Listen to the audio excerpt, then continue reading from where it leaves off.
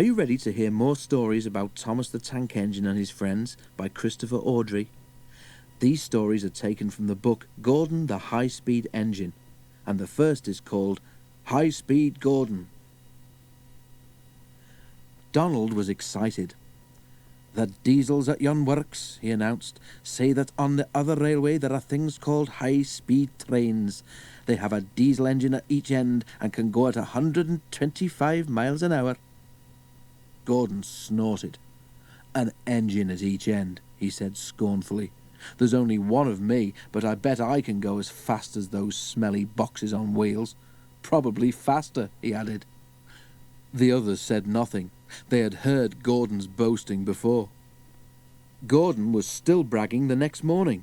"Speed's nothing to me," he said. "Why, one of my Doncaster cousins went at 126 miles an hour.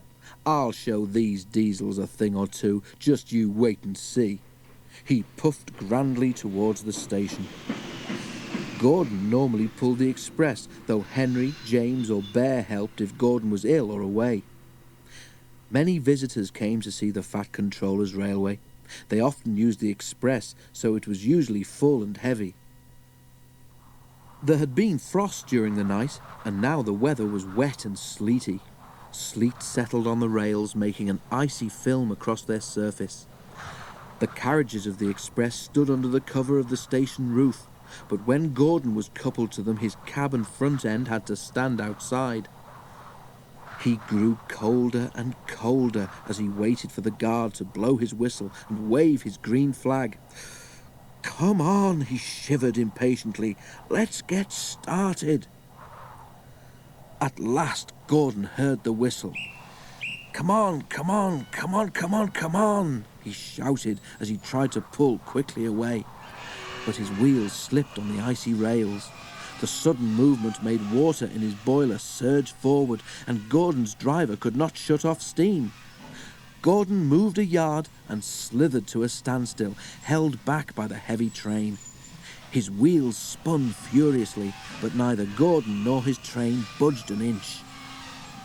"Help! Help!" wailed Gordon despairingly, but nobody could. His wheels spun until his rods ached, but he could do nothing to stop them. His driver tried every trick he knew. An inspector came and tried some more, but it was no good. The Fat Controller came to see what the fuss was about. He said several things to Gordon, but Gordon was making so much noise that he couldn't hear them. Sparks showered from the rails, but Gordon's wheels went on spinning. It was a quarter of an hour before Gordon had used up all his steam. Reduced pressure allowed the driver to close the regulator, and with a deep sigh of relief, Gordon felt his wheels stop turning. The silence was amazing. Donald came to take Gordon to the shed, and Henry came to pull the express. When the train had gone, workmen had to replace the rails where Gordon had been standing, because his spinning wheels had worn deep grooves in them. The shed was empty. Donald tactfully remembered another job and left Gordon on his own. But that night Gordon heard a whisper from close by. "Did you hear," it hissed, "how Gordon went for a spin today?" There was a quiet chuckle. Gordon seethed in silence. "High-speed engines are all very well," the whisper went on, "but Gordon ought to know by now that he's supposed to move his train too." Gordon snorted disgustedly, and with a gasp, the whisperer subsided into silence. The next story is Smokescreen. Gordon was feeling stuffed up. "It's the coal, Gordon," explained his fireman. "It's clogging up your tube something awful, but we'll have to make do with it, for there's nothing else." "Why not have a good sneeze, Gordon?" suggested Henry, thinking of the time when he'd punished some boys for dropping stones on him. "That will clear your tubes." "Certainly not," replied Gordon with dignity. "The Fat Controller wouldn't approve. He didn't like your sneeze, I seem to remember." Next day, Gordon was nervous as he backed onto the express. At least I shan't slip today, he thought, but I suppose they'll laugh at me again if I don't keep time. He needn't have worried. By the time he reached the junction, he was running nicely, and as he approached Edward's station, Gordon's fireman began to make up the fire. "Let's get a good run at the hill while you've got steam to do it," he said. "I don't trust this low-grade coal." At the station, a party of wedding guests, all in their best clothes, was standing on the platform. As Gordon swooshed through, running hard for the hill, smoke from the newly made fire streamed from his funnel. He disappeared into the distance and left a black smoke screen settling over the station. It covered everything, wedding guests and all, in a coat of soot and smuts. Waves to Gordon became shaking fists, and the wedding party hurried angrily to the station master's office. At the end of the line, an inspector came to see Gordon. His message from the Fat Controller was short, but not sweet. "It's not fair," Gordon complained to Boko. "How could I help that smoke? It's not my fault the coal's dirty." "Never mind," said Boko encouragingly. "Where would I be if I got upset every time someone called me smelly? Anyhow, soot's good for the garden, my driver says." "But not for new clothes," muttered Gordon. Gordon was extra careful on the way home, but it wasn't his lucky day. The Fat Controller had broken a journey to the other railway to apologise to the people at Edward's station. He had done his best and was waiting for another train when Gordon came by. As the express thundered through, a cloud of something flew from it and landed on the Fat Controller's new top hat. When Gordon reached the big station, there was another message waiting for him. "The Fat Controller says," announced the inspector, "that Gordon blew ashes on his top hat as he passed Edward's station." Gordon was horrified. "Wheesh!" he exclaimed indignantly. "I did not. I was being extra careful." "I'm sure the Fat Controller can't be right," put in Gordon's fireman. "I can't help it," said the inspector. "That's what he says, so there it is. He will speak to Gordon when he gets home." Gordon went sadly back to the shed. Poor Gordon. Let's hope the Fat Controller isn't too cross with him. And we can hear more about Gordon in the next story, Fire Escape. "Driver says the Fat Controller's coming home tomorrow," said James a week later. Gordon grunted. He wasn't anxious to see the Fat Controller. "I must do well today," he said to himself as he waited to start the express. "A good run today might help if the Fat Controller hears about it." Things did not begin well, though. Thanks to a last-minute passenger, they were late starting, which meant that Gordon missed his path at the junction and was delayed there too. But with a clear run after that, they flashed through Edward Station, going splendidly. They were halfway up the hill when there was a clatter beneath Gordon's cab. Suddenly, he felt a blast of cold air in his middle, as if there were a gap between his boiler and cab. "Oof!" he gasped. "What's happened?" The fireman looked at his fire. There was a gaping hole in the middle where the fire bars had collapsed and a large part of the fire had disappeared. "You've lost part of your fire, Gordon," the fireman explained. "What a place to do it." Already Gordon was feeling weaker. Without a full fire, his steam pressure and speed fell quickly. But his driver knew what to do. "Find the biggest piece of coal you can and put it across the hole," he told the fireman. "That will stop some of the cold air from getting in, and we'll be able to hold steam better. But hurry, or the hill will beat us." The fireman hurried. A large lump of coal lay near the front of the tender. Quickly he moved it into place with his shovel and a long steel bar. Gordon felt better at once. "Now build the fire gently round the edges," said the driver. And, as the fireman did so, the driver adjusted Gordon's controls to make the best use of his steam. "Right, Gordon," he said when the fireman had finished. "Now it's up to you." Gordon tried his hardest, but it was tough going. "I must do it, I must do it," he told himself as he pounded up the hill. He had stuck here once before and was determined not to fail again. Poor Gordon was getting very breathless. "I will do it! I will do it!" he panted, but he was careful not to pant too loudly in case he blew away what was left of his fire. He shut his eyes and struggled on. At last Gordon felt that the slope was easier to climb. Cautiously he opened one eye. Yes, he was nearly at the top. "I've done it! I've done it!" he gasped triumphantly. The fireman mopped his brow. "That was splendid, Gordon," he said, "and now you deserve a rest." A signalman turned them into a goods loop and telephoned the works for a pilot engine to be prepared. While they waited, the passengers got out and told Gordon what a useful engine he was. Boko was at the works to help, and the two engines finished the journey without further trouble. At the end of the line, the Fat Controller was waiting for them. To Gordon's surprise, he was smiling. "Thank you, Boko," he said, "and thank you, Gordon, for a splendid effort. I am pleased with your work today, though certain, other things leave much to—" But just then a whistle blew, and the Fat Controller had to hurry to his carriage. Once again, poor Gordon was left in suspense. Oh dear, what is going to happen to Gordon? Let's find out now in Gordon Proves His Point. One day, Gordon reached the big station on the mainland to find the platform crowded. "It's a rail tour," explained his driver. "Going along the coastline to Carlisle, I think." The station master came up. "Can you help?" he asked.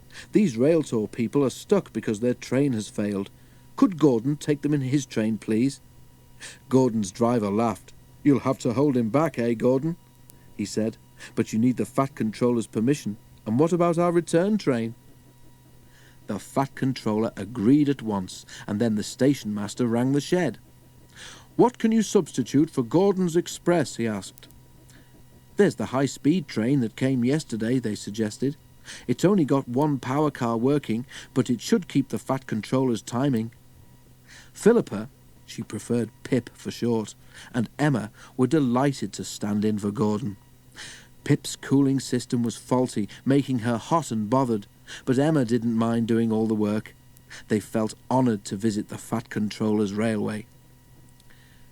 James, following a little later with a stopping train, was surprised when the signalman at the station beyond the works came up. "That high-speed diesel's failed," he said. "Go gently until you reach it, push it to the next loop, and then go round in front to pull it home." "Phew," remarked James. "But what about the express passengers? They won't want to make our stops." "Too bad," said the signalman. "Better that way than your people missing their stations."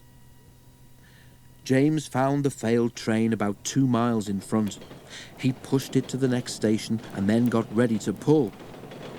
"I'm sorry I can't help," apologised Emma, who was in front, "but we are special lightweight coaches." "That's lucky," said James, who was already feeling puffed. But he found it easier than he expected. Once the train was moving, the coaches followed smoothly. As for the passengers, if they wondered about the extra stops, they didn't complain. The Fat Controller met them.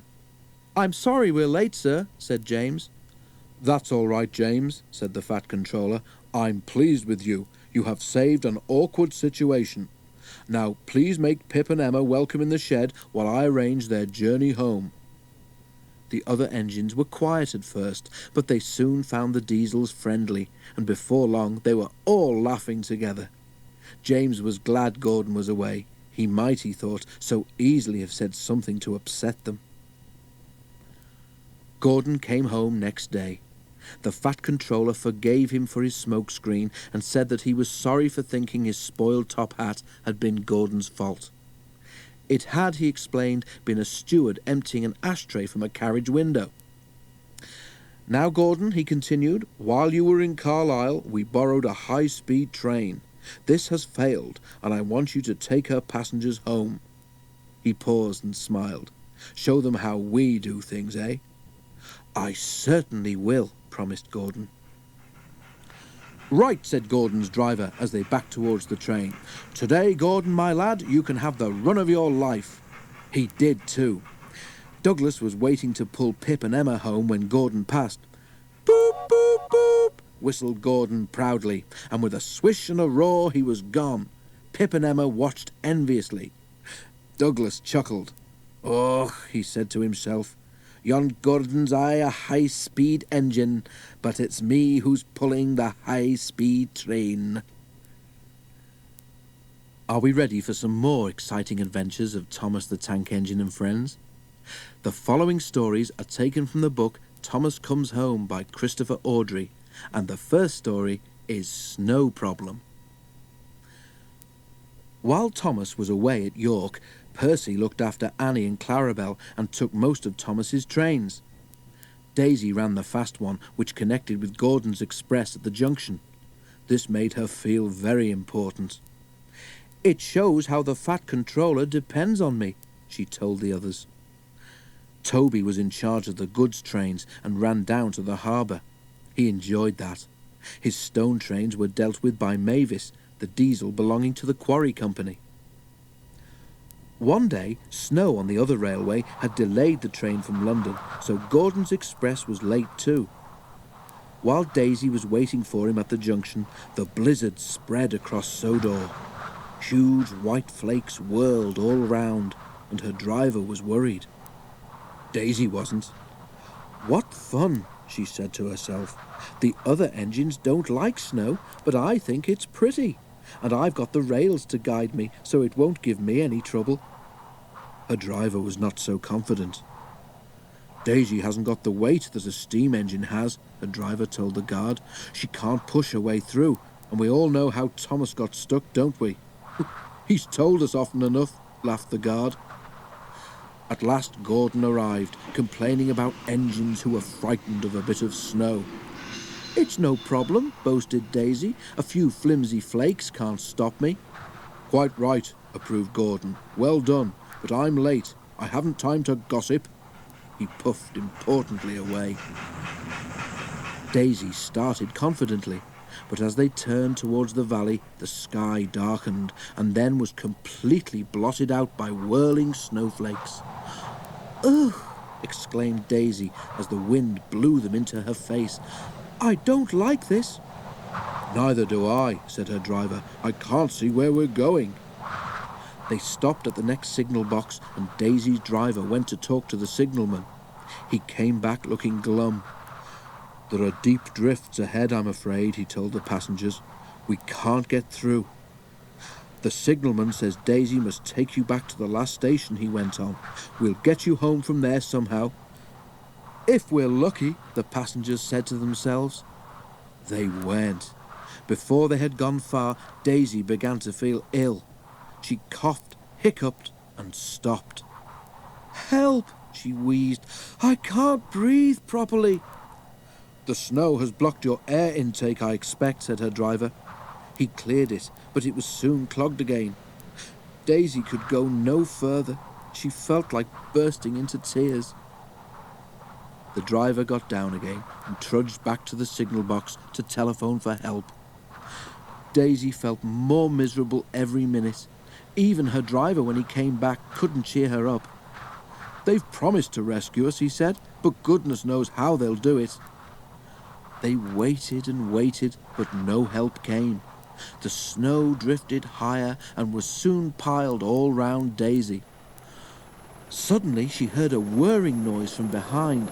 "Oh no," she thought, "not another blizzard." Daisy was right. It wasn't another blizzard. It was Harold the helicopter. He dropped hot drinks for the passengers, and when they were feeling better, he lifted them one by one into himself with what Daisy could only describe as a sort of chair thing. The passengers went to the airfield, where they were looked after until they could reach home. Harold couldn't help Daisy. It was a cold, miserable week before Toby rescued her. She doesn't think snow is so pretty now. Wasn't Harold a hero? Snow can be a problem even when it's melting, as you will hear in this next story, Washout. Near the end of Thomas's branch line there is a small station, and, close by, the railway crosses a stream on a short bridge. As the snow melted, the water in the stream rose higher and higher, rushing and swirling in its hurry to reach the river at the bottom of the valley. Each time he passed the place, Percy watched the water anxiously. "Don't worry," said his driver. "It's got to come a lot higher before it can stop us." Percy shivered. He could remember the time when he'd been stuck in a flood. He had got very cold and very wet. Next morning, Toby came up from the harbour. "No problem with the stream," he said cheerfully. "The water is much lower today." "That's good," said Percy. He set off happily with Annie and Clarabel, and when they stopped at the small station, Percy looked carefully at the stream. His driver went to look too. Toby was right. The water level was much lower. "All's well, Percy," said his driver. "Come on, we've got a timetable to keep." They hurried to the junction, where Henry was waiting for them. "When is Thomas coming back?" asked Henry. "If he does," he added, "I shouldn't be surprised if he decides to stay as a museum piece. He's old enough." He puffed away, chortling at his own wit. Annie and Clarabel were most upset. Percy had to spend so much time comforting them that he was late leaving with his next train.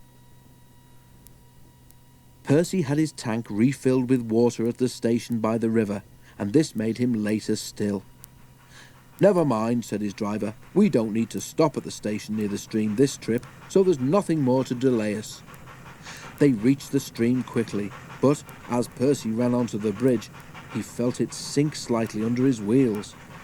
There was an ominous creak. The bridge swayed. "Don't stop, Percy!" shouted his driver in alarm. "Keep moving!" Percy didn't mean to stop, and that was lucky. Clarabel was the rear coach. As she crossed the bridge, it wobbled again. When her back wheels left it, there was a sudden loud crash. The bridge vanished. 1 second it was there, the next it wasn't. It was safe to stop now. Percy's driver put on the brakes, and the fireman ran back to look. All he could see of the bridge was lying in the middle of the brown, rushing stream.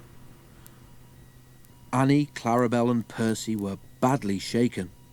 The guard telephoned a warning, and then they all went quickly home. The fat controller closed the line while the bridge was mended. At first, Toby and Percy enjoyed their rest, but they soon grew bored. When the bridge was repaired, Daisy had recovered from her snowy ordeal too, and things returned to normal. But for some time afterwards, Percy was extra careful whenever he crossed the stream in which he had almost had a bath.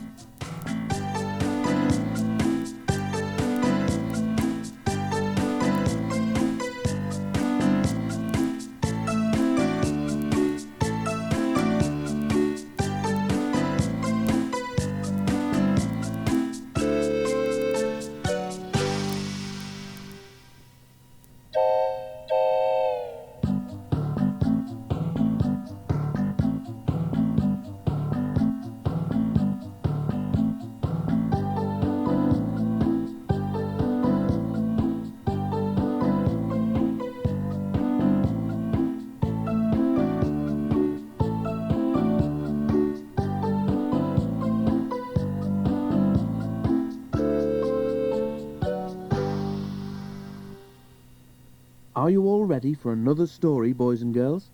This one is called Toby's Mega Train. Toby was delighted to take Percy's stone trucks down to the harbour. He thought it a wonderful treat. Percy could not understand why. "It's only a harbour," he said. "Nothing special." "I like it," said Toby. "It reminds me of the old days. I worked at a harbour on the other railway. I told you, remember?" Because Toby had only a small water tank, he always had to refill it at the station by the river. "What if we run out of water halfway?" Toby wondered anxiously. "We shan't," said his driver confidently. "But what if the water column breaks down?" asked Toby. "Thomas warned me about the water from that river." His driver laughed. "Don't worry, Toby," he said. "We shan't take you fishing." The harbour was busy, and Toby worked hard. Not only did the stone trucks have to be taken down, but when they had been unloaded, they had to be sent back, often full of things brought in by the ships. One day, the stone trucks from the quarry didn't come. Toby waited in the yard. "It's not like Mavis to be late," he said to himself. "I hope she hasn't had an accident and met another lorry that forgot to look where it was going." At last the station master came over. "Mavis wasn't well this morning," he said. "She's better now, and she's on her way." And indeed, it was not long before, with a cheerful toot, Mavis rumbled into the yard. Toby wasted no time in setting off himself. At the harbour, Toby found so many trucks waiting to go back that there was hardly room for what he had brought. "Phew," whistled the driver. 48 trucks, and not all empty either. Some mega train. 2 journeys, really, but we haven't time today. We could leave some and make 2 trips tomorrow." "Can't we take them all now?" asked Toby. The guard scratched his head, and Toby's crew looked doubtful. "We shall be all right," urged Toby, and so they agreed. But Toby had forgotten his small water tank. He had also forgotten that the journey was all uphill. He had to work hard and use so much steam that by the time they reached the station by the river, he had very little water left. His fireman put in the water pipe and turned the tap. Nothing happened. "Oh dear," groaned Toby. "Now what?" "You could make it on your own," said his driver, "but not pulling this load." Then he winked at the fireman. "Well," the driver went on, "I do know somewhere."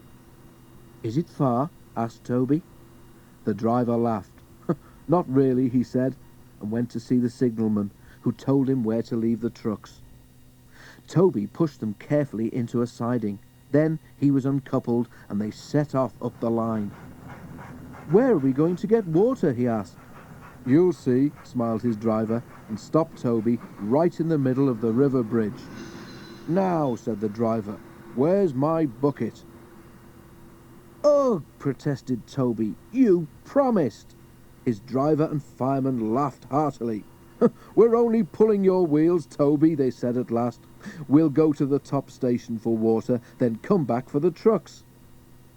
When Toby told Percy what had happened, Percy wanted to help, but his driver reminded him that he had a train of his own to run in a few minutes.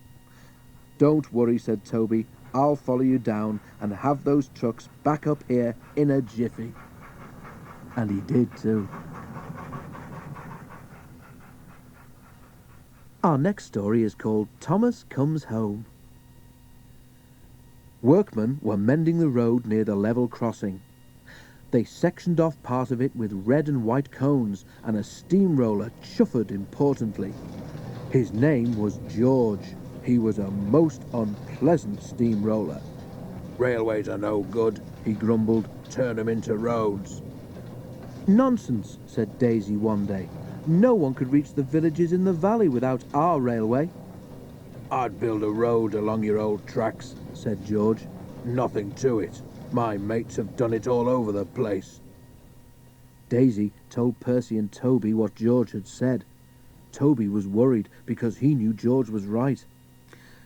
"The Fat Controller wouldn't allow it," he said, but he wasn't convinced. Daisy was reassured, but she was careful to do nothing to upset George, just in case. Then something happened which made them forget all their worries. Daisy was at the platform when the station master came to talk to her driver. He had a letter in his hand. "Thomas is coming back next week," he said. The engines were delighted, and so of course were Annie and Clarabel. "The Fat Controller is holding a welcome home celebration at the junction," Daisy told George. "Lot of nonsense," he snorted. "Makes no difference. Your railway will be a road before long. You'll see." At last everything was ready. The engines and coaches were to go to the junction, and Daisy was to come last with a special train carrying the station masters, Mr. and Mrs. Kindly, and other important people. Daisy set off happily from the top station. She stopped at the station near the level crossing for her last passengers. There was no sign of George, but some red and white cones lay nearby. Two of them were even inside the crossing gates. The guard blew his whistle. "Ooh!" tooted Daisy. "Away we go!" and she rattled towards the level crossing. As she did so, a gust of wind blew a cone towards her. It disappeared beneath Daisy's wheels. "Ouch!" she squealed and stopped. The guard removed the cone, which was now looking very battered. "Grrr!" groaned Daisy, trying to move. "Help! I'm stuck." The driver got down to look. "That cone has damaged your brakes," he told her. "They've jammed hard on." "Oh no!" wailed Daisy. "Now the passengers won't get to Thomas's welcome in time. Why can't that stupid George clear his rubbish up properly? I bet he did it on purpose." "Can't be helped, Daisy," said her driver. "We'll do what we can." A fitter came, and the three men worked hard while Daisy stood and fretted. "We're going to miss Thomas, I know we are," she fumed. But at last the job was done, and Daisy set off with a roar. As they came near the junction, Daisy could see a large crowd on the platform. Suddenly she heard a cheer. "Oh dear," she groaned, "we're too late." "No, we're not," said her driver. "Thomas isn't here yet. It's us they're cheering." Just then the signal alarm dropped and a familiar whistle sounded in the distance. Thomas came into the station. He looked tired, but he was smiling broadly. He carried the plaque which the National Railway Museum had given him. "Welcome home, Thomas," said the Fat Controller. "We are all proud of you and delighted to see you safely back, especially Annie and Clarabelle." Everyone laughed, and the Fat Controller held up his hand. "Three cheers," he called, "for Thomas, our famous tank engine. Hip hip, hooray! Hip hip, hooray! Hip hip, hooray!"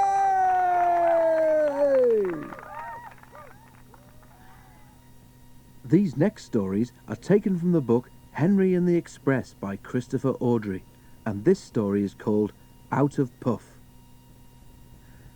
The Express is a long, heavy train. Gordon usually pulls it, but only as far as the other railway. Another engine takes the coaches from there to London. It is an important train too, and must always run whatever happens. If Gordon is ill or busy somewhere else, James or Henry have the chance to pull it. They try their best and do it well. Too well, perhaps, because sometimes the importance of the occasion goes to their smoke boxes and makes them boastful. One day, Henry was feeling pleased with himself. He had run the Express to time, and the Fat Controller had congratulated him. "I don't know what the Fat Controller would do without me," he said importantly in the shed that evening. "Have a care," warned Douglas. "Too much puff about yourself, and you'll maybe run out of puff one day." "Pooh," scoffed Henry. "I pulled 2 trains and a failed diesel once, and the Fat Controller said I was an enterprising engine." "Aye, I mind it well," agreed Donald. "I took the goods train on, you recall, but Dougie is right. Puff goes before a fail." The Scottish twins were wasting their own puff, of course, because Henry took no notice whatsoever. A little later, the railway had to begin using a new sort of coal. It was dusty and burned with clouds of thick black smoke. The Fat Controller was cross, and the engines didn't like it either. "Filthy rubbish," they grumbled. The new coal made more ash too. Before long, all the engines began to have pains in their smoke boxes. Hot ash collected there and gave them the most awful indigestion. One evening, Henry felt dreadful when he got back to the shed. His fireman had to clean an enormous pile of ash from his smoke box before he felt better. But the next day, Henry could not make steam properly. He struggled to Edward's station, but could go no further. Douglas was there.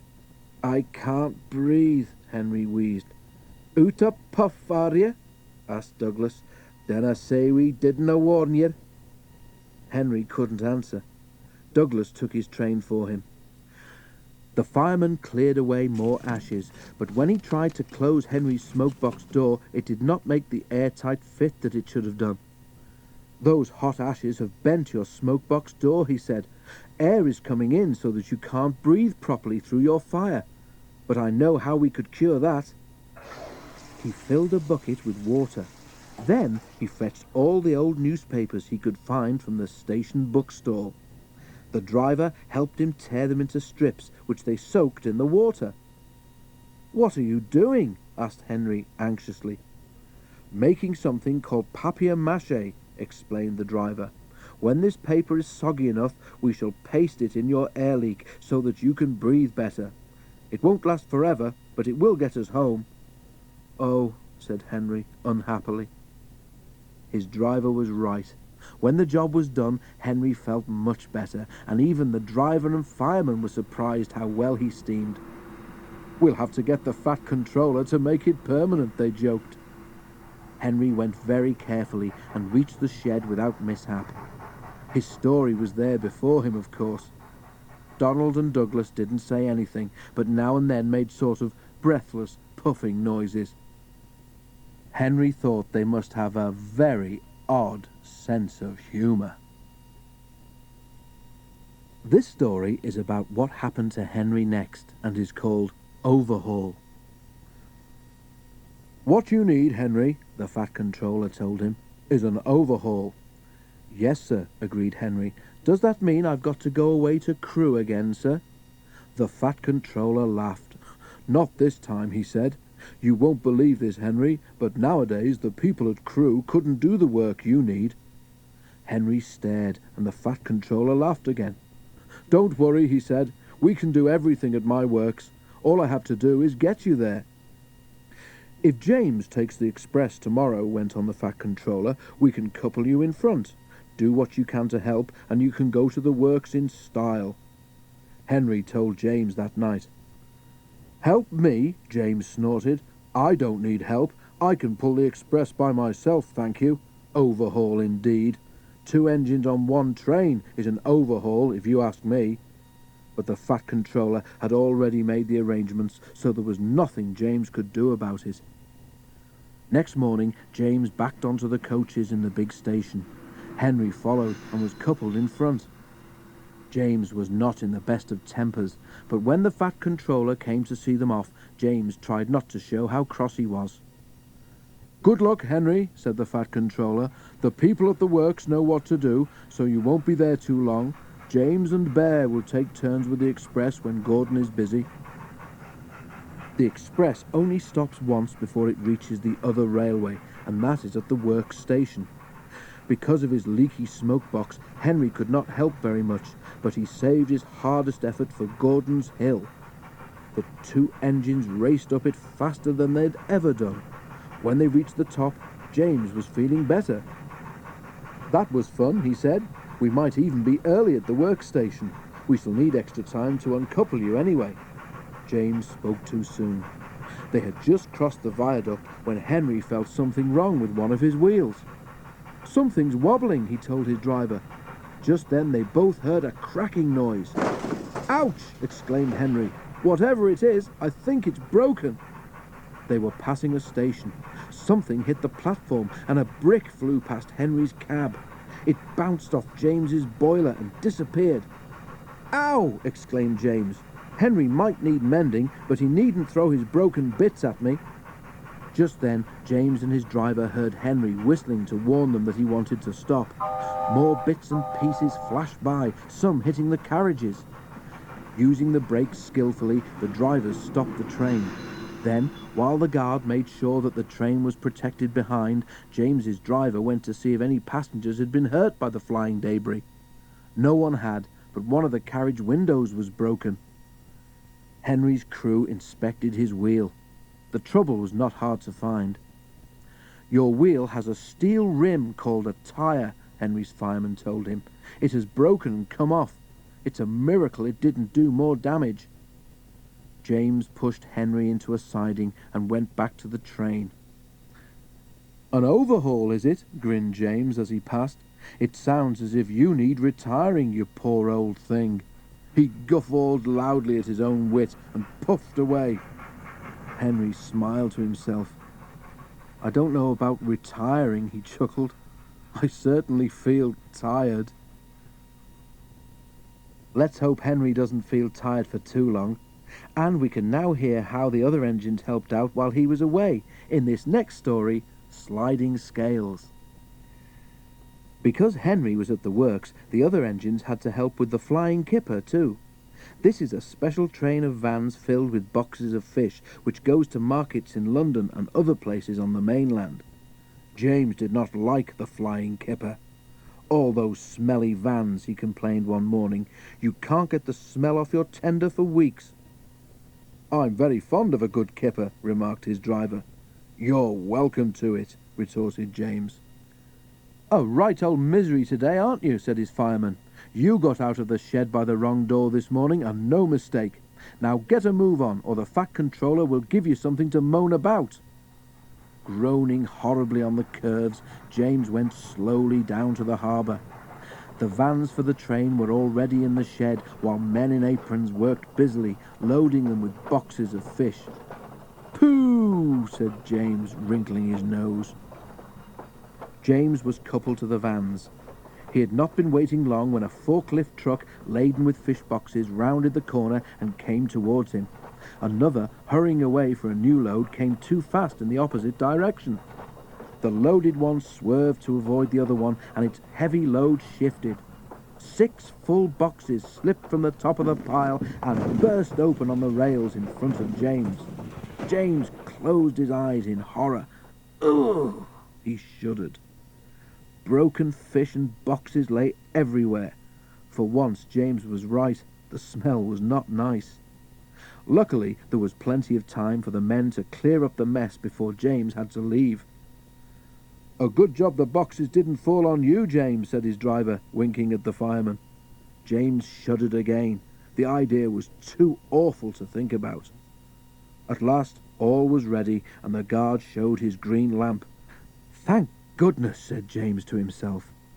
There was a speed limit in the harbour area, so James could not start quickly.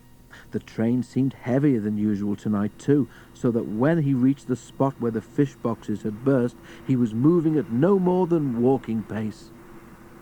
The rails seemed clean, but oil and scales from the spilt fish were still there, coating them with a slippery film. As soon as James reached the place, his driving wheels, with nothing to grip, began to spin helplessly. James did his best, but the heavy vans dragged him to a standstill. He found he could move neither forward nor back. "Fish!" exclaimed James in disgust. Men brought hoses and washed the rails. James grew very wet and uncomfortable. Then they put sand on the rails in front of each driving wheel, and James was at last able to move his train. He was very late, but at least he was off the fish quay. To say he was glad would be putting it mildly. For our last story, we hear about Henry's overhaul and discover what makes Henry see red. Henry found life boring at the works. The men worked hard to make him better, but it seemed ages before he was ready.